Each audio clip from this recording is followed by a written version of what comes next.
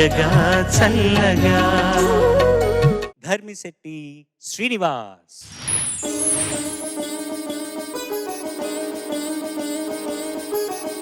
అణువు అణువున వెలసిన దేవా, కను వెలుగై మము నడిపించరావా.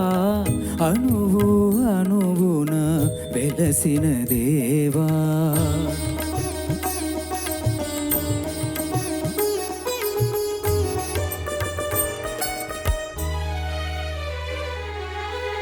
మనిషిని మనిషే పరిచే వేళ, వేషం విషమై కురిసే వేళ, నిప్పులు మింగి నిజమును తెలిపి చల్లని మమతల సుధలను చిలికి, అమర జీవులై వెలిగిన మూర్తులా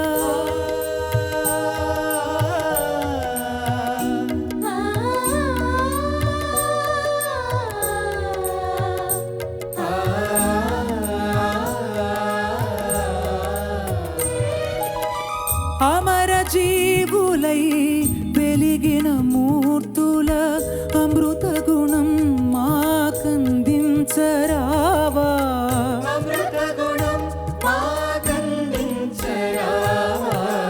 అణువు అణువున వెలసిన దేవా, కను వెలుగై మము నడిపించరావా. అణువు అణువున వెలసిన దేవా.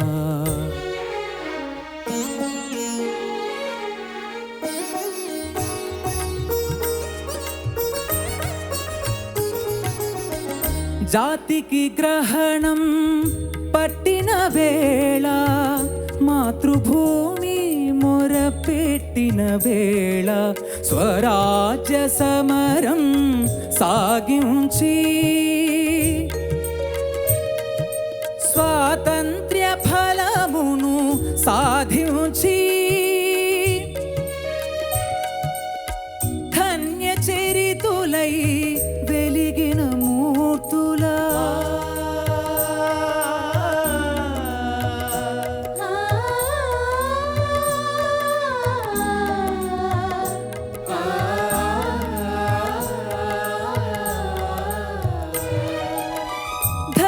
చరితులై వెలిగిన మూర్తుల త్యాగ నిరతి మాకందించరావా.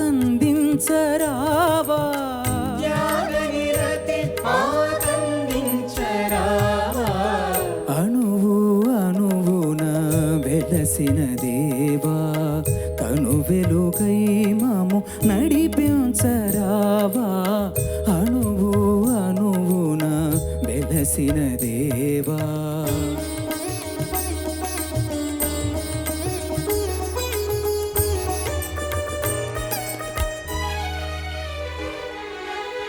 వ్యాధులు బాధలు ముసిరే వేళ, మృత్యువు కోరలు చాచే వేళ, గుండెకు బదులుగా గుండెను పొదిగి కొన ఊపిరులకు ఊపిరులూది, జీవనదాతలై వెలిగిన మూర్తులా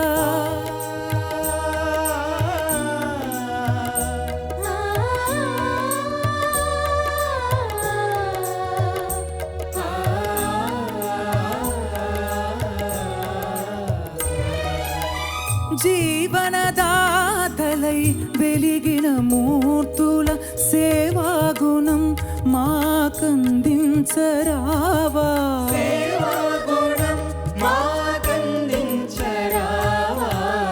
అణువు అణువున వెలసిన దేవా, కను వెలుగై మము నడిపించరావా. అణువు అణువున వెలసిన దేవా. ఏమో ఈ ధర్మిశెట్టి సార్ చాలా చక్కగా పాడావు. Thank you sir, thank you so much sir. ఈ పాట నాకు చాలా ఇష్టం. ఈ పాట నేను ఇంటర్మీడియట్ చదివేటప్పుడు అప్పుడు నేను కాలేజ్ కాంపిటీషన్స్లో నేను ఈ పాట పాడి ప్రైజ్ సంపాదించా. ఇదివరకు ఎప్పుడో చెప్పే ఉంటాను నేను ఆ సంగతి. ఏం లేదమ్మా, ఆ రోజుల్లో మేము ఆకాశవాణి వార్తలు తప్ప మాకు ఇంకేమీ సోషల్ మీడియా లేదు. అయితే కొన్ని మహాకవులు కొంతమంది రాసినవి అక్షర సత్యాలంటారు. అవి యుగాలకైనా ఏ యుగానికైనా, ఏ తరానికైనా వర్తించే సత్యాలవి. ఇప్పుడు ఈ పాట అప్పుడు నేను కాంపిటీషన్స్‌లో పాడక ముందర కొన్నేళ్ల ముందర వచ్చి ఉండాలి. మానవుడు దాంట్లో 72 ఎప్పుడో వచ్చిందది. 1972 అనుకుంటాను. ఆ రోజుల్లో సోషల్ మీడియా లేదు కదా! కానీ ఈ రోజుల్లో సోషల్ మీడియాను ఊహించుకుంటూ ఆర్కెస్ట్రా లేకుండా ఫస్ట్ చరణం ఫస్ట్ హాఫ్ వరకు పాడి వదిలేయి ఒకసారి. సోషల్ మీడియాను ఊహించుకుంటూ. మనిషిని మనిషే కరిచే వేళ ద్వేషం విషమై కురిసే వేళ. చాలు. కనెక్ట్ అయ్యావా? మీరు కనెక్ట్ అయ్యారా? ఓకే. ఈ పాట పాడిన బాలు గారు మనల్ని వదిలి వెళ్ళిపోయారు నిర్దాక్షిణ్యంగా. ఇప్పుడు మూడో చరణం ఫస్ట్ 2 లైన్‌లో పాడు. వ్యాధులు బాధలు ముసిరే వేళ మృత్యువు కోరలు చాచే వేళ. చాలు. సో కవులు వాళ్ళు ఏంటంటే ఈశ్వరతత్వం కలిగిన వాళ్ళు. వాళ్ళు ఏం రాసినా అందులో సత్యమే వస్తుంది. వాళ్ళు అబద్ధం రాయాలనుకున్నా రాయలేరు. అందులో కూడా ఎంతో కొంత నిజం వస్తుంది. కవివాక్ అన్నారు అందుకనే. సో అటువంటి చక్కటి ఈ లిరిక్ అప్పుడెప్పుడో రాశారు, అప్పుడెప్పుడో స్వరపరిచారు అశ్వత్థామ గారు చక్కగా. బాలుగారు అద్భుతంగా పాడారు. నేను అందులో ఒక పావు అద్భుతంగా మా కాంపిటీషన్స్లో నేను పాడాను. నువ్వు ముప్పావు అద్భుతంగా నువ్వు ఇప్పుడు పాడావు. Thank you so much sir. అభినందనలు. Thank you sir. చాలా చక్కగా పాడావు. ధర్మిశెట్టి సార్ చాలా బాగా పాడావు. కీరవణ గారు చాలా మంచి అభినందనలు, అట్లాగే మంచి ఉదాహరణలు కూడా ఇచ్చారు. దానికి కొనసాగింపుగా ఒక మాట చెప్తా. కవి ఏది రాసినా కూడా కవివాక్కు సత్యం అవుతుంది.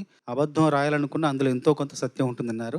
నిజానికి ఆయన మాట కొనసాగింపు ఏంటంటే కవయః క్రాంత దర్శనః అన్నారు. అంటే మనం పంచేంద్రియాలతో మనం స్పృశించలేనివి, స్పర్శించలేనివి, అనుభూతించలేనివి ఒక మనసు అనే ఇంద్రియంతో కవి ముందే చూస్తాడు, ముందే దర్శిస్తాడు. దర్శించిన దాన్ని అందంగా ప్రకటిస్తాడు. అందుకోసమే కవి యః క్రాంత దర్శన. అంటే ఎవరూ చూడలేని దాన్ని, ఎవరూ చెప్పలేని దాన్ని కవి చెప్తాడు. తనకున్న మనోనేత్రంతో అంతటి బలం కవికుంది. ఇక్కడ నేను కీరవాణి గారు చెప్పిన ఉదాహరణ మళ్ళీ చెప్తాను. అమరజీవులే అయినప్పుడు నాకు మనిషిని మనసి కరిచే వేళ ద్వేషం విషమై కురిసే వేళ.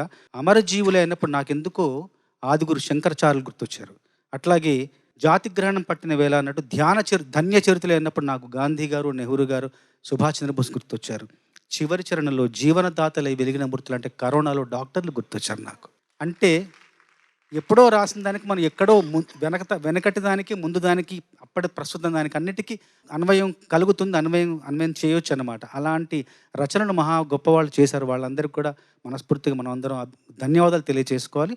అద్భుతంగా పాడే. ముఖ్యంగా నీలో నేను గమనించిన గొప్ప లక్షణం ఏంటంటే ఏ అక్కెరతోటి, ఏ అవసరంతో ఈ పాటను స్వరపరిచారో, ఈ పాటను రాశారో అదే అక్కెర నీ గొంతులో వినిపించింది నాకు. Thank you so much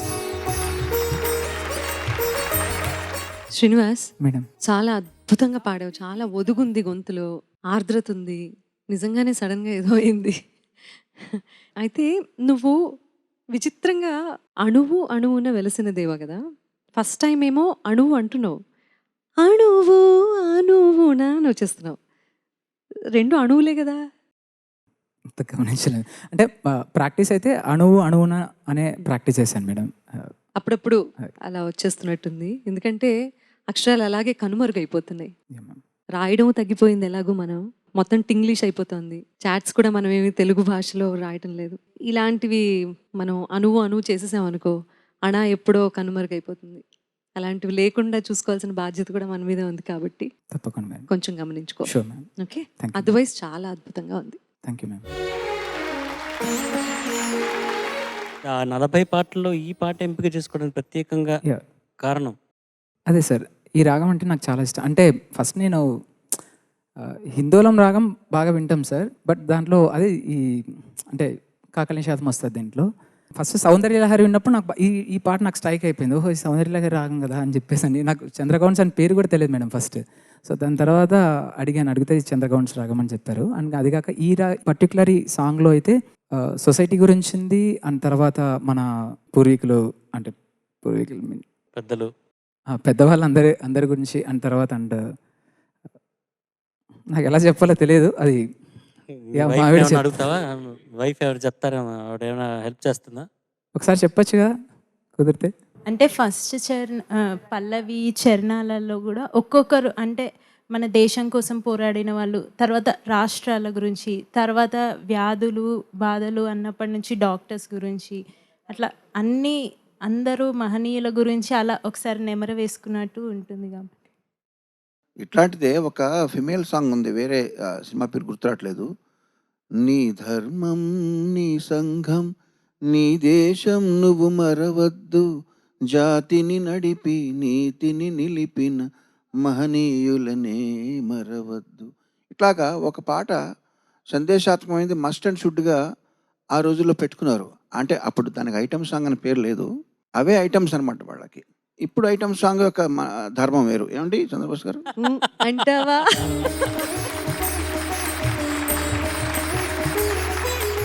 performance was brilliant. వాళ్ళ comments extraordinary. All the best. You're on the right path. Good luck.